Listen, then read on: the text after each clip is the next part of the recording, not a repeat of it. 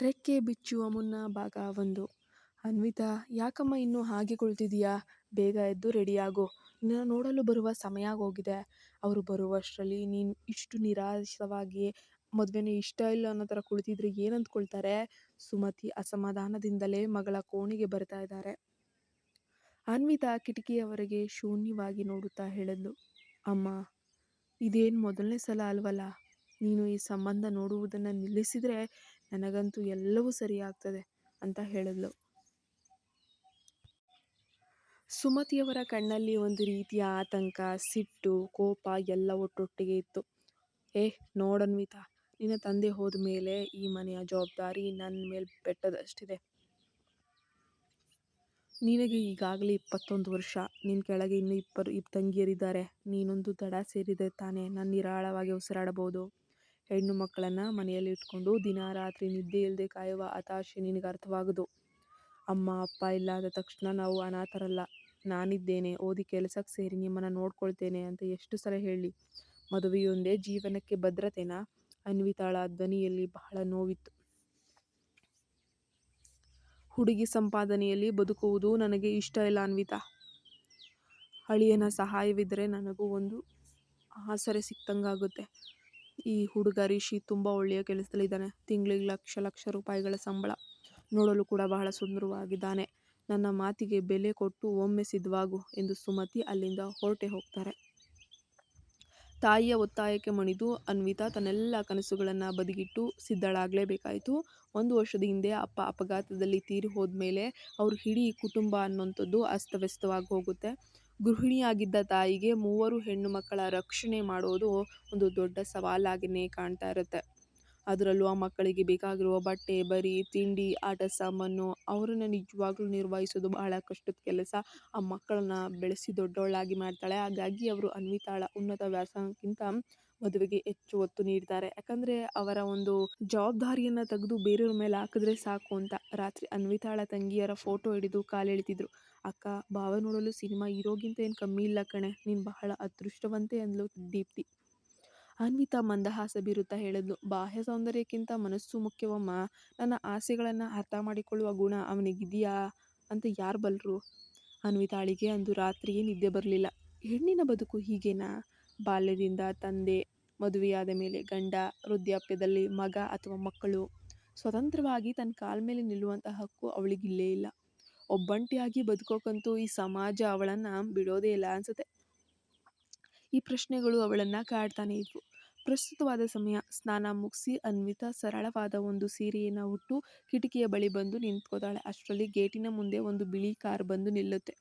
ಅದರಿಂದ ಸುಮಾರು 6 ಅಡಿ ಎತ್ತರದ ಬಿಳಿ ಬಣ್ಣದ ಫಾರ್ಮಲ್ ಉಡುಪು ಧರಿಸಿದ್ದಂತಹ ಯುವಕ ಇಳಿತಾನೆ.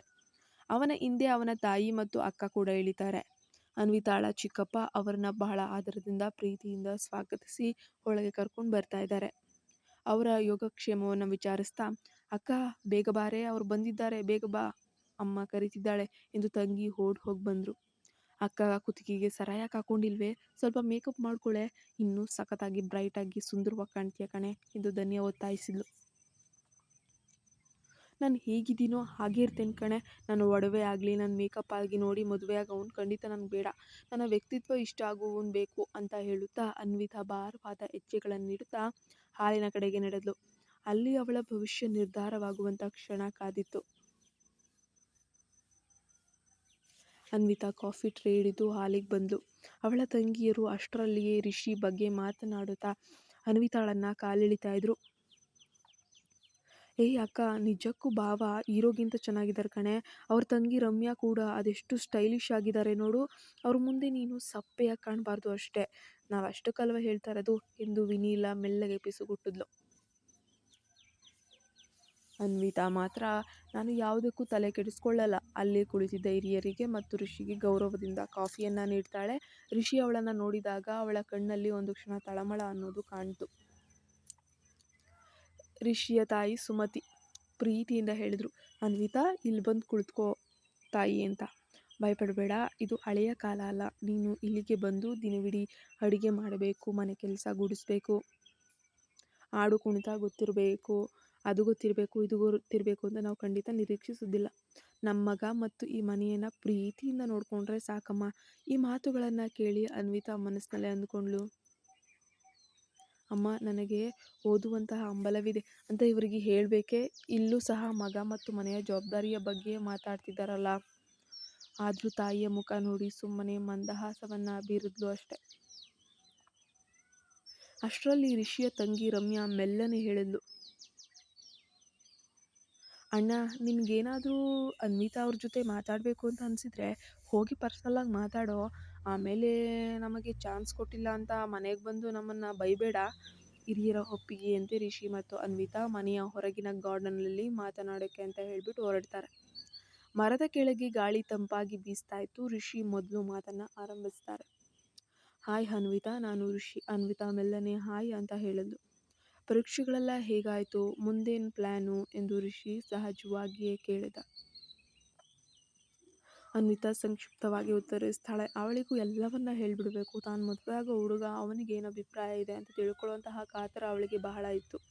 ಅವಳ ಮೌನ ಮತ್ತು ಆತಂಕ ರಿಷಿಗೆ ಸಂಪೂರ್ಣವಾಗಿ ಅರ್ಥ ಆಯಿತು. ನೋಡನ್ವಿತಾ, ನಿನಗೆ ಈ ಮದುವೆ ಇಷ್ಟವಿದೆಯೋ, ಮನೆಯವರ ಒತ್ತಾಯಕ್ಕೆ ಒಪ್ತಿದೆಯೋ ಅಂತ ನೇರವಾಗಿಯೇ ಕೇಳ್ತಾನೆ. ಅನ್ವಿತಾ ತಕ್ಷಣ ಏನು ಹೇಳಲಾಗದೆ ತಲೆ ತಗ್ಗಿಸಿದ್ಲು. ರಿಷಿ ನಗುತ್ತಾ ನನಗೆ ಈ ಸನ್ನೆ ಭಾಷೆ ನಿಜವಾಗ್ಲೂ ಅರ್ಥ ಆಗಲ್ಲ. ದಯವಿಟ್ಟು ಸ್ವಲ್ಪ ಬಾಯ್ಬಿಟ್ಟು ಮಾತುಗಳಲ್ಲಿ ಹೇಳ್ತೀರಾ ಅಂತ. ಅನ್ವಿತಾ ಧೈರ್ಯ ತಂದುಕೊಂಡು, ಅದು ರಿಷಿಯವರೇ, ಯಾರನ್ನೂ ನನ್ನ ಒತ್ತಾಯ ಮಾಡೋಕ್ಕಾಗಲ್ಲ ಅಂದ್ಲು. ಆದರೆ ಅವಳ ಧ್ವನಿಯಲ್ಲಿ ಏನೋ ಒಂದು ಅಸ್ಪಷ್ಟತೆ ಇತ್ತು. ರಿಷಿ ಅವಳ ಫೋನ್ ನಂಬರ್ ಕೇಳಿ ಪಡೆದುಕೊಂಡ. ಈ ಸೀರೆಯಲ್ಲಿ ನೀನು ತುಂಬ ಸುಂದರವಾಗಿ ಸರಳವಾಗಿ ಕಾಣ್ತಿದೀಯಾ ಎಂದು ಅವನು ಹೇಳಿದಾಗ ಅನ್ವಿತಾಳ ಕೆನ್ನೆ ಯಾಕೋ ಗೊತ್ತಿಲ್ಲ ತನ್ನಂತಾನೇ ನಾಚಿಕೆಯಿಂದ ಕೆಂಪಾಯಿತು. ಎಷ್ಟೇ ಇಷ್ಟವಿಲ್ಲದಿದ್ದರೂ ಕೂಡ ತನ್ನ ಮುಂದೆ ನಿಂತಿರುವಂತಹ ಸುಹೃದ್ರೂಪಿ ಯುವಕ ಮೆಚ್ಚುಗೆಯನ್ನು ಸೂಚಿಸಿದಾಗ ಅವಳ ಮನಸ್ಸಿನಲ್ಲಿ ಯಾವುದೋ ಒಂದು ಮೂಲೆಯಲ್ಲಿ ಹೊಸ ಸಂಚಲನ ಆರಂಭವಾಯಿತು. ಯಾವುದೇ ಹೆಣ್ಣು ಮಕ್ಕಳಿಗೂ ಈ ರೀತಿ ಆಗೋದು ಕಾಮನ್ನೇ. ಒಳಗೆ ಬಂದ ತಕ್ಷಣ ಎಲ್ಲವೂ ಸುಲಲಿತವಾಗಿ ನಡೀತು. ರಿಷಿಯ ತಂದೆ ಅನ್ವಿತಾಳಿಗೆ ಅರಿಶಿನ, ಕುಂಕುಮ ಮತ್ತು ಉಡುಗೊರೆಗಳನ್ನು ನೀಡಿ ಸಂಬಂಧವನ್ನು ಖಚಿತಪಡಿಸ್ಕೊಳ್ತಾರೆ. ನಿಶ್ಚಿತಾರ್ಥ ಮತ್ತು ಮದುವೆಯ ಮುಹೂರ್ತ ಅನ್ನುವಂಥದ್ದು ನಿಗದಿಪಡಿಸುವ ಬಗ್ಗೆ ಚರ್ಚೆಗಳು ಕೂಡ ನಡೀತವೆ. ಸಂಬಂಧ ಕೂಡಿ ಬಂದಿದ್ದನ್ನು ನೋಡಿ ಅನ್ವಿತಾಳ ತಾಯಿ ಸುಮತಿಯವರ ಸಂತೋಷಕ್ಕೆ ಪಾರವೇ ಇರಲಿಲ್ಲ. ನನ್ನ ಮಗಳು ನಿಜಕ್ಕೂ ಅದೃಷ್ಟವಂತೆ, ಅವಳ ಜೀವನ ಸೆಟಲ್ಲು ಎನ್ನುತ್ತಾ ಮಗಳನ್ನು ಅಪ್ಕೊಂಡ್ರು. ತಾಯಿಯ ಮುಖದಲ್ಲಿ ಅಷ್ಟೊಂದು ದಿನಗಳ ನಂತರ ಕಂಡಂತಹ ಒಂದು ರೀತಿಯ ನೆಮ್ಮದಿ ಅನ್ವಿತಾಳ ಮನಸ್ಸನ್ನು ಸ್ವಲ್ಪ ಮಟ್ಟಿಗೆ ಸಮಾಧಾನಪಡಿಸಿತು. ರಾತ್ರಿ ಅನ್ವಿತಾ ತನ್ನ ಕೋಣೆಯಲ್ಲಿ ಮಲಗಿದಾಗ ಫೋನ್ನಲ್ಲಿ ಮೆಸೇಜ್ ಒಂದು ಬಂದಿರುತ್ತೆ.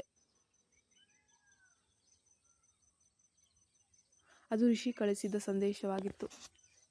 ನನ್ನನ್ನು ಹಾಗೆ ಅರ್ಧದಲ್ಲೇ ಬಿಟ್ಟು ಹೋಗಿದ್ದು ಖಂಡಿತ ಸರಿಯಲ್ಲ. ಅದನ್ನು ಓದಿ ಅನ್ವಿತಾ ತನಗೆ ಅರಿವಿಲ್ಲದಂತೆ ನಗ್ತಿದ್ದಾಗ ತಂಗಿಯರು ಒಳಗೆ ಬಂದರು. ಅಕ್ಕ, ಬೆಳಗ್ಗೆ ತನಕ ಮದುವೆನೇ ಬೇಡ ಅಂತ ಹಠ ಮಾಡ್ತಿದ್ದವಳು ಈಗ ಯಾರ ಮೆಸೇಜ್ ನೋಡಿ ನಗಾಡ್ತಿದೆಯೇ ಎಂದು ಕಾಲೆಳೆದ್ರು. ಅನ್ವಿತಾ ತಕ್ಷಣ ಫೋನನ್ನು ಆಫ್ ಮಾಡಿ, ಇದು ಕೇವಲ ಅಮ್ಮನ ಸಂತೋಷಕ್ಕಾಗಿ ಮಾತ್ರ ಕಂಡ್ರೆ ನನಗೆ ಮದುವೆ ಬಗ್ಗೆ ಇನ್ನೂ ಪೂರ್ಣ ಒಪ್ಪಿಗೆ ಖಂಡಿತ ಇಲ್ಲ ಎಂದು ಗಂಭೀರವಾಗಿಯೇ ಹೇಳ್ತಾಳೆ. ಆದರೆ ಅವಳ ಮನಸ್ಸು ಮಾತ್ರ ಈಗ ಹೊಸದೊಂದು ದ್ವಂದ್ವಕ್ಕೆ ಸಿಲುಕಿತ್ತು. ಏನೋ ಒಂದು ರೀತಿಯ ಹೊಸತನ, ಒಬ್ಬ ಹುಡುಗನ ಜೊತೆ, ಅದು ಇಲ್ಲಿವರೆಗೂ ಯಾವತ್ತೂ ಕೂಡ ಹುಡುಗರ ಜೊತೆ ಮಾತಾಡಿದ್ದಾಗಲಿ, ಅದರಲ್ಲೂ ತಾನು ಮದುವೆ ಆಗೋ ಹುಡುಗನ ಜೊತೆ ಮಾತಾಡೋ ಫೀಲಿಂಗ್, ಅದು ಬೆಲೆ ಕಟ್ಟೋಕ್ಕಾಗಲ್ಲ. ಅನ್ವಿತಾ ರಿಷಿ ಕಳಿಸಿದ ಮೆಸೇಜ್ ನೋಡಿ ನಗುತ್ತಿರುವುದನ್ನು ಕಂಡು ಅವಳ ತಂಗಿಯರು ಚೇಷ್ಟೆ ಮಾಡೋಕ್ಕೆ ಶುರು ಮಾಡ್ತಾರೆ. ಅಕ್ಕ, ಬೆಳಗ್ಗೆ ತನಕ ಮದುವೆ ಅಂದರೆ ಬೇಜಾರು ಮಾಡ್ಕೋತಿದ್ದೆ, ಈಗ ಎಷ್ಟು ಸುಂದರವಾಗಿ ನಗ್ತಿದ್ದಾಳೆ ನೋಡು ಎಂದು ವಿದ್ಯಾ ಕಾಲೆಳೆದು. ಅನ್ವಿತಾ ಫೋನ್ ಪಕ್ಕಕ್ಕಿಟ್ಟು ಗಂಭೀರವಾಗಿ ಹೇಳಿದ್ಲು, ನೋಡಮ್ಮ, ನಾನು ಒಪ್ಪಿದ್ದು ಕೇವಲ ಅಮ್ಮನ ಸಂತೋಷ ಮಾತ್ರ.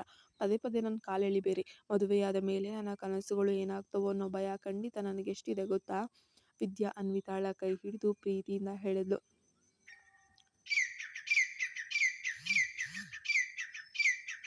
ಅಕ್ಕ, ಅಮ್ಮನಿಗೆ ಇರೋದು 3 ಹೆಣ್ಮಕ್ಳು. ನಾವು ದಡ ಸೇರೋವರೆಗೂ ಅವರಿಗೆ ಸಮಾಧಾನ ಇಲ್ಲ. ಈಗ ನಿನ್ನ ಮುಂದೆ ಒಂದು ಸುಂದರವಾದ ಜೀವನ ಇದೆ. ಈ ಕ್ಷಣದ ಸಂತೋಷವನ್ನು ಆನಂದಿಸು. ಮುಂದೆ ಗೊತ್ತಿಲ್ಲ.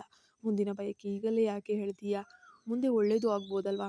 ಅಷ್ಟರ ತಾಯಿ ಸುಮತಿ ಅಡುಗೆ ಮನೆಯಲ್ಲಿ ಕೆಲಸ ಮಾಡುವುದನ್ನು ನೋಡಿ ಅನ್ವಿತಾ ಅಲ್ಲಿಗೆ ಹೋದ್ಲು. ಅಮ್ಮ, ನೀನು ಯಾಕೆ ಇದೆಲ್ಲ ಮಾಡ್ತೀಯಾ? ಕೈ ತೊಳೆದು ಹೋಗು, ನಾನು ಮಾಡ್ಕೊಳ್ತೀನಿ ಅಂತ ಹೇಳಿದ್ಲು. ಸುಮತಿ ಮಂದಹಾಸ ಬೀರುತ್ತಾ, ಪರವಾಗಿಲ್ಲ ಅನ್ವಿತಾ, ಇನ್ನೇನು, ನೀನು ಕೆಲವೇ ದಿನಗಳು ಮಾತ್ರ ನಮ್ಮ ಜೊತೆ ಇರ್ತೀಯ. ನೀನು ಈ ಇರೋಷ್ಟು ದಿನ ಆರಾಮವಾಗಿದ್ದುಬಿಡು ರಾಜಕುಮಾರಿಯಂತೆ. ಮದುವೆಯಾದ ಮೇಲೆ ಇಲ್ಲಿಗೆ ಬರಬೇಕು ಅಂದ್ರೂ ಕೂಡ ಯಾರ್ದಾದ್ರೂ ಅನುಮತಿ ತಗೋಬೇಕಾಗತ್ತೆ. ಇದು ನಿನ್ನ ಮನೆ ಅಂತ ಹಕ್ಕು ಚಲಾಯಿಸೋಕೆ ಖಂಡಿತ ಆಗೋದಿಲ್ಲ. ಬರಬೇಕು, ಒಂದು ದಿನ ನೆಂಟರಿದ್ದಾಗಿರಬೇಕು, ಹಬ್ಬ ಹರಿದಿನಗಳಿಗೆ ಬರಬೇಕು, ಒಂದು ದಿನ ಇರಬೇಕು, ಹೊರಡ್ತಾ ಇರಬೇಕು. ಈ ಮಾತು ಕೇಳಿ ಅನ್ವಿತಾಳ ಮನಸ್ಸು ತುಸು ಭಾರ ಆಯಿತು. ತನ್ನದೇ ಮನೆಯಲ್ಲಿ ತಾನು ಅತಿಥಿಯಾಗುವ ಕಾಲ ಹತ್ತಿರ ಬಂತಲ್ಲ ಎಂದು ಅವಳು ಮೌನವಾಗಿ ಯೋಚಿಸಿದ್ಳು. ಮತ್ತೊಂದೆಡೆ ರಿಷಿಯ ಮನೆಯಲ್ಲಿ ರಿಷಿ ತನ್ನ ಕೋಣೆಯಲ್ಲಿ ಅನ್ವಿತಾ ಬಗ್ಗೆ ಯೋಚನೆ ಮಾಡ್ತಾನೆ ಇದ್ದ. ಅವನ ತಾಯಿ ಅವನ ಹತ್ರ ಬಂದು, ನೋಡಿದ್ಯಾ ರಿಷಿ, ಅನ್ವಿತಾ ಎಂತಹ ಚಿನ್ನದಂತಹ ಹುಡುಗಿ, ಅವಳು ಪದವಿ ಮುಗಿಸಿದ್ದಾಳೆ, ಅದು ಸಾಕು, ಸುಮ್ಮನೆ ಓದ್ಕೊಂಡು ಅಲೆದಾಡೋದು ಬೇಡ, ಹಳ್ಳಿ ಹುಡುಗಿಯಂತೆ ಮನೆಯಲ್ಲಿದ್ದು ನಿನ್ನನ್ನು ಮಕ್ಕಳನ್ನು ನೋಡಿಕೊಂಡ್ರೆ ಅಷ್ಟೇ ಸಾಕ್ತಾನೆ ಅಂತ ಅಂದರು. ಆ ಕ್ಷಣದಲ್ಲಿ ಅಮ್ಮನ ಮಾತು ಕೇಳಿ ರಿಷಿ ಏನು ಮಾತನಾಡದೆ ಸುಮ್ಮನೆ ತಲೆಯಾಡಿಸಿ ಇರ್ಬೋದು ಅಂತ ತನ್ನ ಕೋಣೆಗೆ ತನ್ನ ಪಾಡಿಗೆ ತಾನು ಹೊರಟೋದ. ಅವನಿಗೂ ಅನ್ವಿತಾ ತುಂಬ ಇಷ್ಟವಾಗಿದ್ಲು. ಯಾಕಂದರೆ ತುಂಬ ಸರಳ, ಸುಂದರವಾದ ಮತ್ತು ತುಂಬ ಕಮ್ಮಿ ಮಾತಾಡೋಂಥ ಹುಡುಗಿ. ಅವಳು ತನ್ನ ಮೆಸೇಜ್ಗೆ ಇನ್ನೂ ರಿಪ್ಲೈ ಮಾಡಿದ್ದನ್ನು ನೋಡಿ ಆಯ್ ಎಂದು ಮತ್ತೊಂದು ಮೆಸೇಜನ್ನು ಕೂಡ ಕಳಿಸ್ಕೊಡ್ತಾನೆ.